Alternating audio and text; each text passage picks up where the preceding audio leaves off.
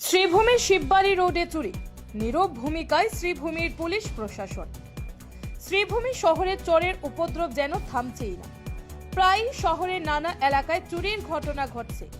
এবার শহরের শিববাড়ি রোডে শিব মন্দিরের পাশে প্রয়াত হারান দাসের বাড়িতে গত এক মাস থেকে কেউ নেই। ছেলে বর্তমানে কলকাতায়। আজ সকালে প্রতিবেশীরা দেখতে পান বাড়ির দরজা খোলা, বাড়িতে শুধু ল্যাপটপ ছিল, সোনাদানার টাকা পয়সা নেই। চোরের দল সেই বাড়িতে হানা দিয়ে ল্যাপটপ আর কিছু বাসনপত্র হাতিয়ে নিয়েছে বলে জানা গেছে। শ্রীভূমি থেকে সুস্মিতা দাসের প্রতিবেদন, নববার্তা টুডে।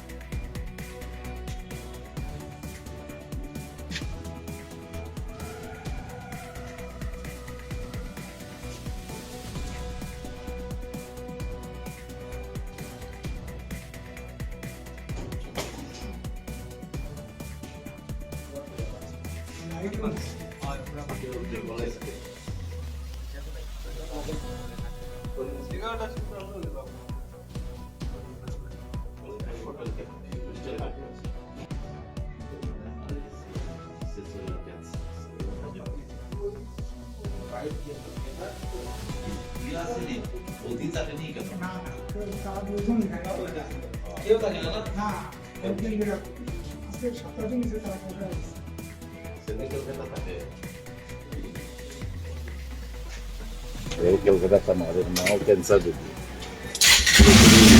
এই সকালে সনাতন থেকে এখন নাই গিয়ে আমাদের ফোন করলে জানলা বানিয়ে কেউ নাই করে ঘর খালি কবে থেকে জানা হয়েছে তো আজকে তারা এখন কইল 18 তারিখ থেকে তারা নাই, 18, 11, 25 জানেন না, আজকেই নজরে পড়ছে, তাই চোখে পড়ছে, তাই আজকে ফোন করে জানাইছে। তার মামারে জানাইছে, মামাই এই যে মালিক হে যদি না কি খালি শেয়ার করছে যে ল্যাপটপটা নাই, বাকি তো বাসন টাসন মনে হয় চলে গেছে, সোনা দানা ক্যাশ কিচ্ছু নেই। সব সবাই নিয়ে মামার বাসা কি বলবো, প্রশাসনের ব্যবস্থা নিয়ে আমরা কি বলবো। রাস্তা তো টহলদারি দেখি আমরা, রাস্তা ওইদিকেই বাসি বাজি যায় সবসময়। প্রশাসন নিয়ে কিছু কথা বলবো।